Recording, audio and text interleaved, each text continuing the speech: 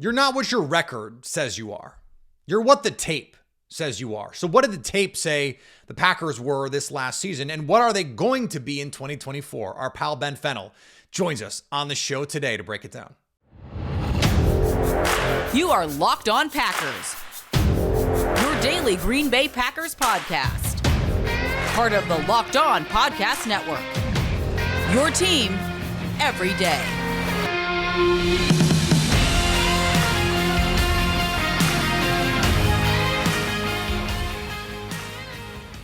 You are Locked On Packers, part of the Locked On Podcast Network, your team every day. I'm Peter Bukowski, and I cover the Packers for The Leap, a newsletter I would love for you to subscribe to. Follow me on Twitter, Peter_Bukowski. Follow the podcast on Twitter, Locked On Packers.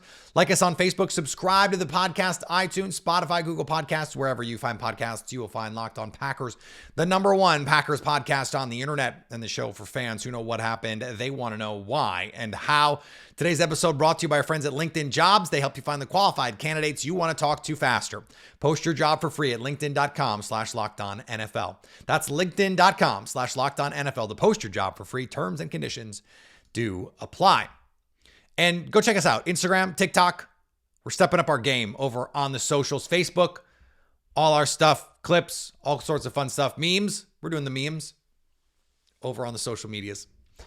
Ben Fennell on the show today. I wanted to get his take on how this offense evolved, where this offense is going to go defensively with new defensive coordinator Jeff Hafley as we dig into what that's going to look like, where they need to get better, a lot of that good stuff. This is a travel day Locked On Packers. As you listen to this, I may already be in the skies. No, I'll already be in Vegas. That took me a second to figure out where I was going to be. I'll already be in Las Vegas. So as we speak right now, I am talking to people on Radio Row. We're doing interviews for Locked On Packers the rest of the week. And so that's why we're here with Ben to get you set, to set the table. The rest of the shows this week, we're going to be having some fun, doing some different kinds of stuff. This is going to be all ball. All ball. Let's talk to Ben. Joining me now, our X's and O's guru, Ben Fennell, back as we I think we have the last couple years, Ben. We've had you on to sort of give us a post-mortem on this team, what we liked, what we didn't like, where they need to go. And the where they need to go part is really interesting this year because we have a new defensive coordinator to talk about. When you got the news about Jeff Hafley, how much did you know about him and what was your initial reaction? Well, I was playing catch up like most of Packers Nation. I wasn't spending most of my Saturdays watching Boston College on the couch. And, considering they've had one defensive player drafted in the last 4 years, our own Isaiah McDuffie at linebacker, I haven't studied their scheme and really had a great grasp on, what type of system he was running or what type of coach he is. I remembered a little bit of that 2019 Ohio State team with Jeff Okudah and some NFL stars out there, but I was playing catch up. So I went to the film the past few days to try to get a semblance of the scheme and the general philosophy. Remember, this is a middling college program, probably not getting top talent. So a lot of times you have to kind of mold your scheme and your philosophies to the types of players you have. So I really just want to get a big picture view on his kind of general points and general beliefs on a defensive system, and watched a little bit of film, dug into the numbers just a little bit, and just wanted to get a taste. And I think it's important to remember he's never been a defensive coordinator in the NFL. Right. So we don't fully know exactly what we're going to get and truly what philosophies he believes in to stop NFL offenses. So I think there's going to be a bit of learning on the fly and a little discovery, but it doesn't mean we can't look backwards and get, some pillars of what he believes in. It's really a unique profile because he's a DB's coach in college, a DB's coach in the pros. He's not just DC, co-DC at Ohio State for 1 year, and then is a head coach. Like, I can't remember someone getting a head coaching job with basically, or a defensive coordinator job in the NFL with basically no defensive coordinator experience, but also has head coaching experience in college. Like, it's a weird profile here. And Brian Gutekunst talked about, hey, I like that he was a head coach. But that just makes it tough for you and I and people like us to try and go, well, this is definitely what he believes in. Well, is it? I don't know. He must be a hell of an interviewer. going from that Ohio State job to Boston College, or Boston College was just so sick of Steve Adazio at that point. It was just like, give me the next guy through the door. Well, hard to blame him for that. No question. And we have our Adazio stories here and there. But that transition from Ohio State co-DC to immediate head coach in the ACC, that was a fast track. In that 1 year at Ohio State, for some reason, I just immediately think of Luke Getsy. Going from the Packers, doing that one season at Mississippi State and then leaving there. And, those one-hit wonders, those one-season jobs, they come with a lot of narratives. And some guys were stars and immediately move on, being a stepping stone. And some guys kind of get stiff-armed at the door, was like, you're not ready for this. You need to go back. So we'll kind of leave that, hanging there. Yeah, Luke Getsy, probably not the name that you want to associate with Jeff Hafley right now. You had some really interesting numbers that you tweeted out the other day, and I was kind of floored by it. And it was third down man coverage numbers. And if you've watched the Packers over the past few years, they're just not going to play a lot of man coverage. They play a little more on third down than they do the rest of the game, but that's about it. The Boston College team, you mentioned, they're not getting 4-star, 5-stars. Jeff Okudah is not coming to Boston College. They double up Joe Barry almost in the amount of man coverage they were playing on third down. It seems like the philosophy, the tone is just so different here. Yeah, it really is. I'm not going to sit there and watch the entire season of Boston College. So I watched a game or two. We wouldn't ask you to, Ben. That would be a crime. I take advantage of my film systems and metrics that I could focus on certain areas. I believe in studying 1st and 10 metrics and design. I believe in third down, particularly 3rd and 5+, where you can get into those true passing situations and see what that defensive coordinator believes in on how to attack and stop opposing offenses. And then red zone. So a lot of those critical situations. So third down in particular, they ran a staggering amount of man coverage. Not a lot of man coverage, a staggering amount. Second in the FBS on third down man coverage over the last 2 years. That's 133 teams out there. The NFL actually is, trending towards more zone coverage over the last 5 years. And I think it was Nick Saban 4 or 5 years ago that kind of put his hands up and said, I think man coverage is broken. And the new philosophy was, let's get back to 2 deep. Let's keep it in front, prevent explosives, tackle, and then we'll find our way to have selective man concepts. Nobody's playing high volume man coverage unless you're Wink Martindale, Brian Flores, those types of guys that are essentially madmen. So I think the ones that have the balance, the Jim Schwartzes, the Steve Spagnuolas, that have selective man coverage and pressure principles are really the best ones. Lou Anarumo does a good job too. But anyways, Jeff Hafley ran a staggering amount of man coverage on third down. In particular, in the red zone, a lot of cover zero, which in turn is man coverage with no help on the back end. And sending extra rushers, particularly one extra rusher than they can handle, and forcing that ball out. So it was much more of an aggressive, attacking, dictating style scheme. But it leaves those cornerbacks on islands and leaves them much more vulnerable. So I had posted 2 clips of one of those cover zeros, and you can find corners getting beat out there. But it forces the action of the offense. It forces quick decisions by quarterbacks to find that outlet, make a quick, accurate throw. And that's tough business with these, elite explosive defenders kind of screaming down on you. So I love the emphasis towards, hey, we're going to try to play sticky man coverage and force that ball out, which was a lot different than Joe Barry's style, which was a little bit more conservative, a little bit more drop 8, 3 and 4 man rushes. Let's keep it in front, rally and tackle. However, I don't feel that philosophy always came to fruition on the field. No. I felt like they prevented explosives, kept it in front, but the aggressiveness, the rallying, the tackling wasn't the complementative side of that. A lot of chicken wing tackling out there, not a lot of group tackling, not of enforcement at the ball carrier, bending them backwards, creating forced fumbles. The last 3 years, the Packers are 30th in creating forced fumbles. They weren't that team that was rallying underneath physically, aggressively, like they should in those types of schemes. So I think Packers fans got a little tired of that conservative nature and are ready for a more attacking, live by the sword, die by the sword approach, which you remember Dom Capers? That was more of that style, exotic blitz schemes. And we had confusion and busts on the back end and the balls over cornerbacks' heads out there. So live by the sword, die by the sword. Remember, no scheme is perfect. Everything has pros and cons Right. and vulnerabilities and areas you're trying to take away. If there was a perfect scheme, everybody would play it on every down. So I think it's always important to remember it's a chessboard. Decide where you want to put your pieces. All right, we're going to be back with more with Ben Fennell in just a second here on Locked On Packers. When you're hiring for your small business, you want to find quality professionals that are right for the role. That's why you have to check out LinkedIn Jobs. LinkedIn Jobs has the tools to help find the right professionals for your team faster and for free. So you can make an out-of-the-blue hire like the Packers did with Jeff Hafley. LinkedIn isn't just another job board. LinkedIn is a vast network of more than 1 billion professionals, which makes it the best place to hire. It gives you access to professionals you can't find anywhere else. And they do all of that while making the process easy and intuitive.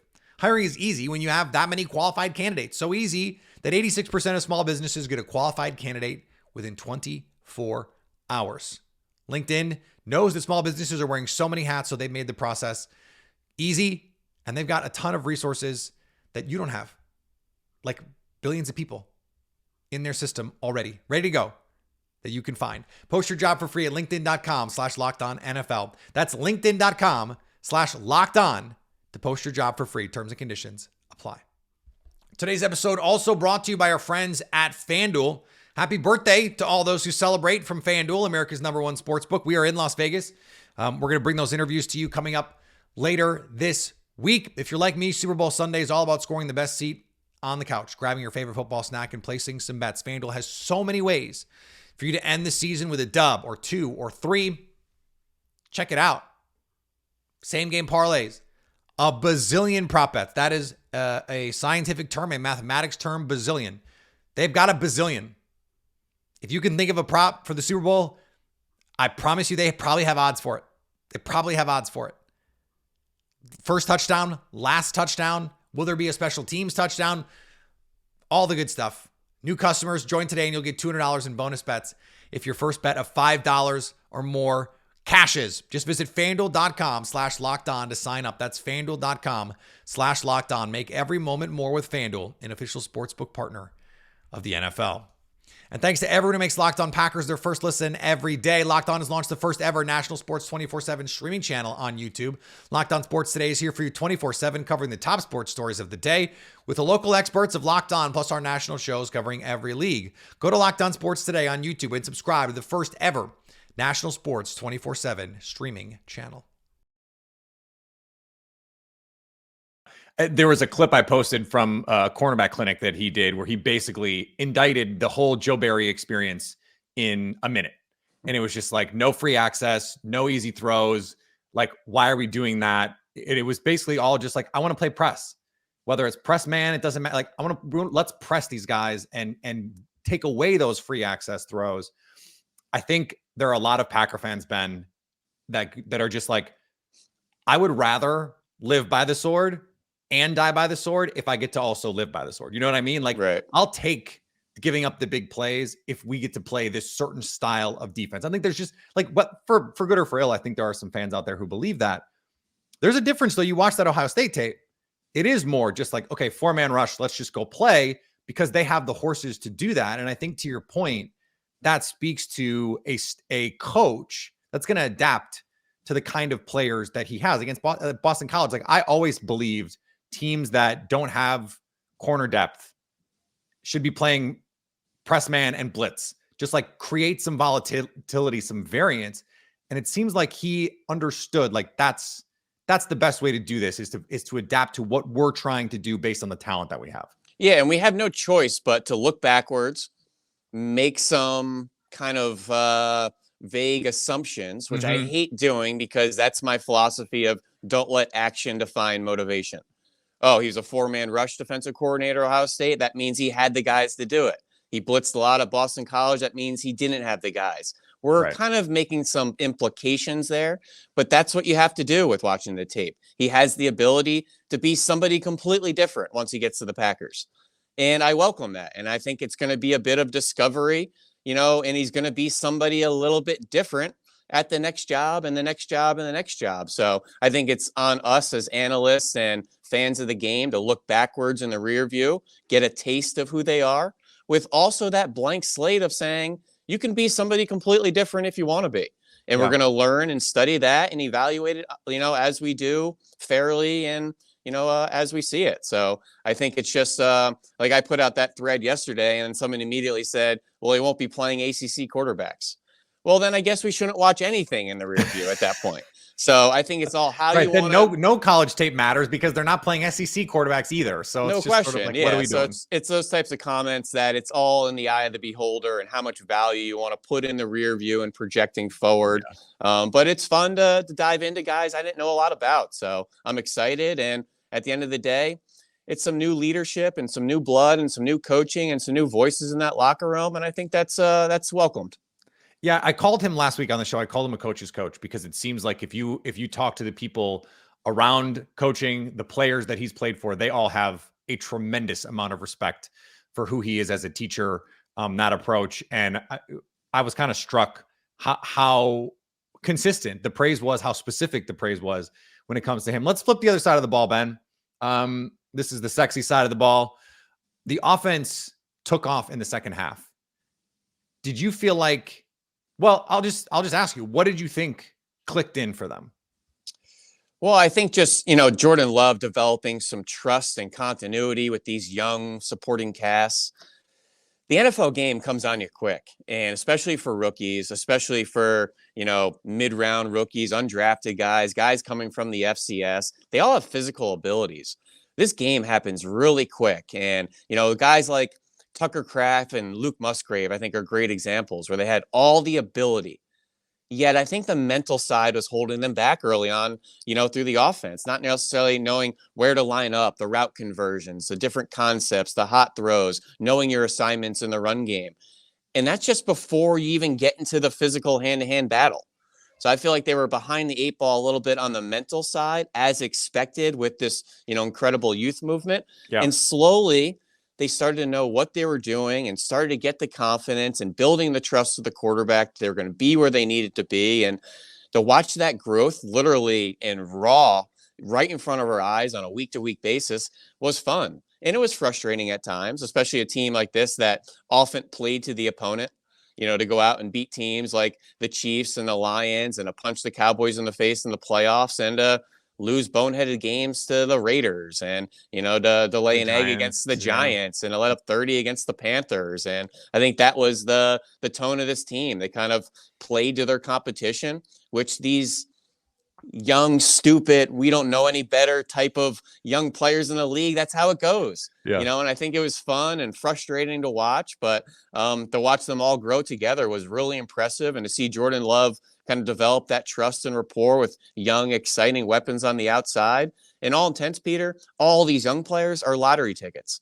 So it was fun to see throughout the season, some of those numbers starting to hit, and you start to see the abilities these guys can provide in NFL offense, which not every young player gets these opportunities to even get on the field or show what they can do. So guys like Dontavian Wicks and, maybe some guys like Bo Melton, it's really exciting to see, what they can do and their abilities. This was an incredibly fun season from that perspective of seeing like, hey, Carl Brooks just come from making a position change from a lower level of college football. No disrespect to Bowling Green. It's just not a blue blood program. They're not playing against the best competition every week. To see him come through and play the way that he has, like those are the kinds of things that I think we're going to remember about this season in a lot of ways. Schematically, I felt like what also changed in the second half was Matt LaFleur said, we're just going to go play.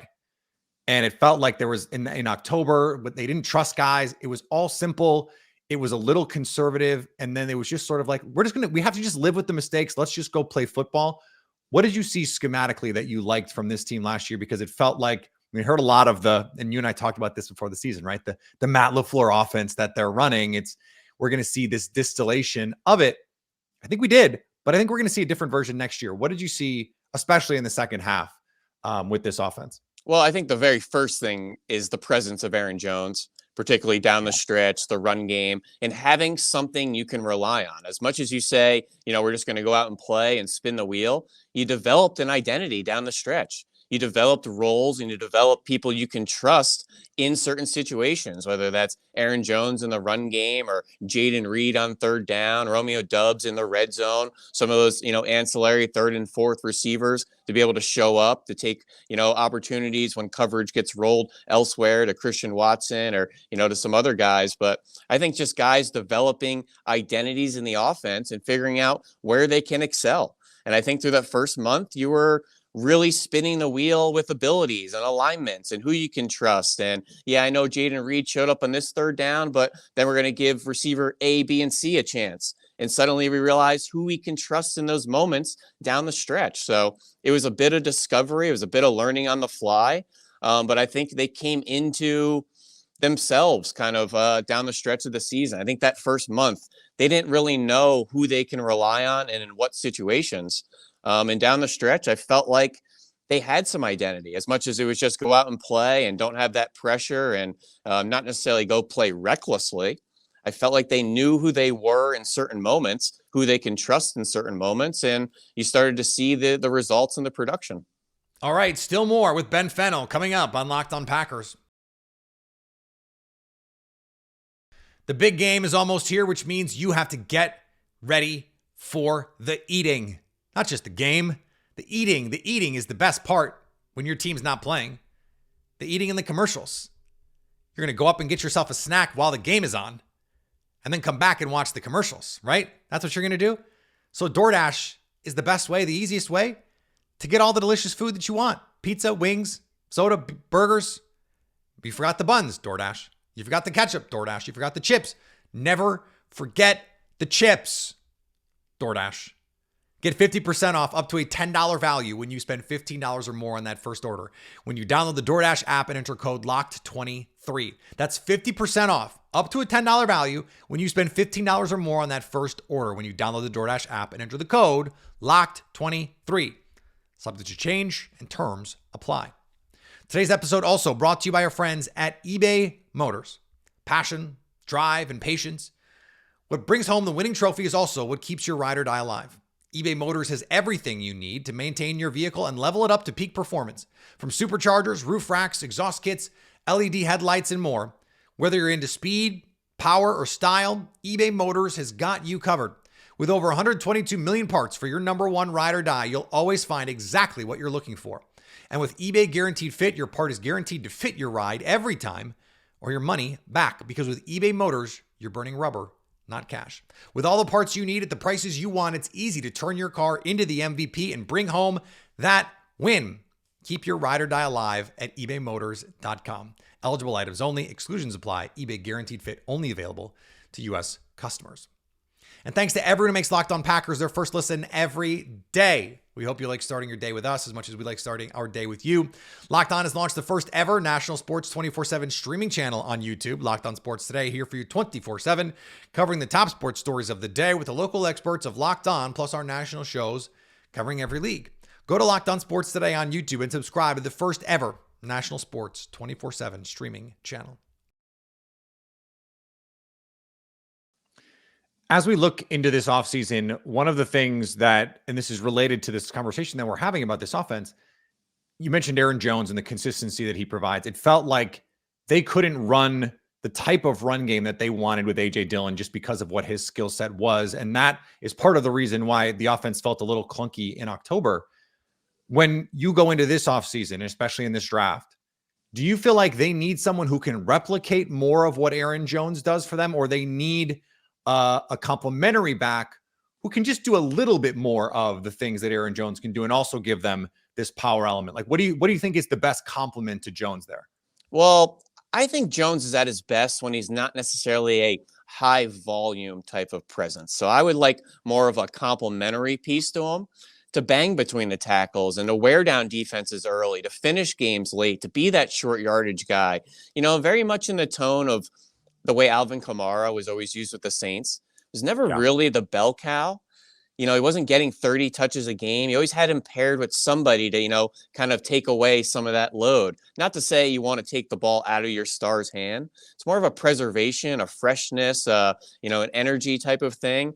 And especially with these running backs where we know they fall off cliffs when they're getting around 30, and it gets to be the whole, well, you're paying them a lot, so you want to run them a lot, and you start to wear them down a lot. So it's that finding that right kind of middle ground as far as pay, usage, play time, conservativeness.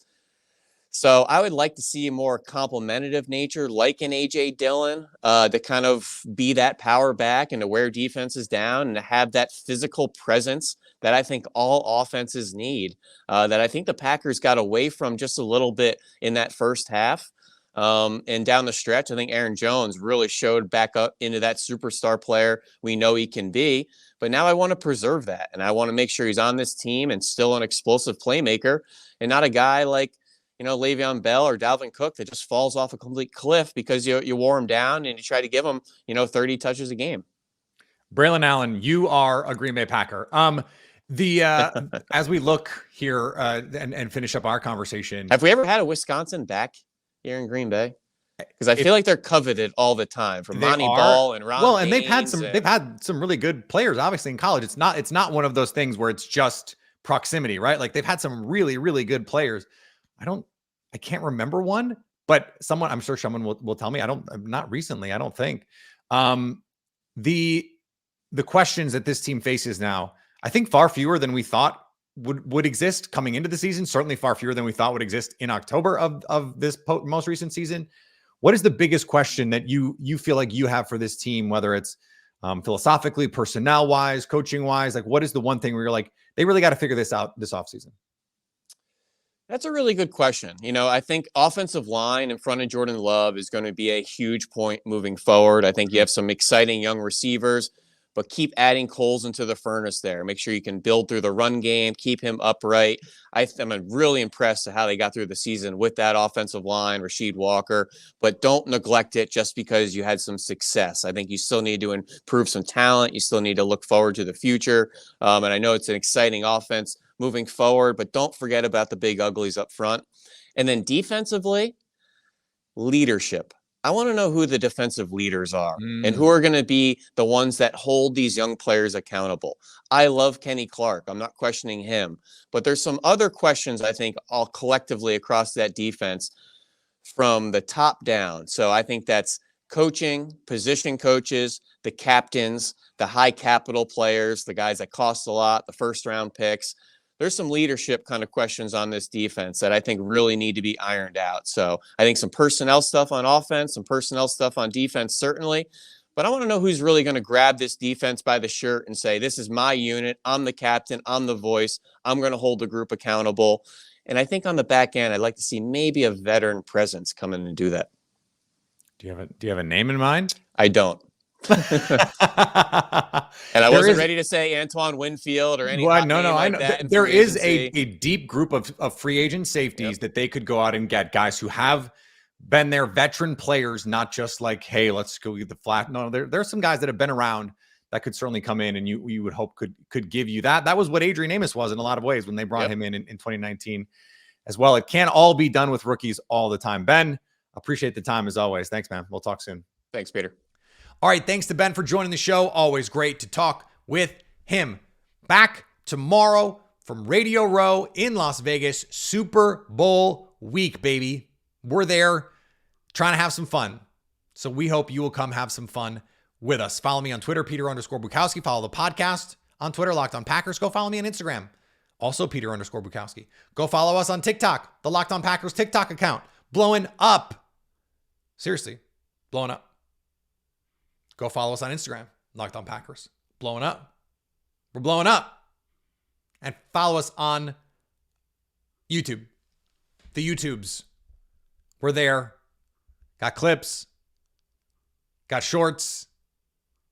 Go subscribe. We're going to go live, I think in the next month for sure. For sure we will. For sure we will. Go subscribe over on our YouTube page so you can stay Locked On Packers.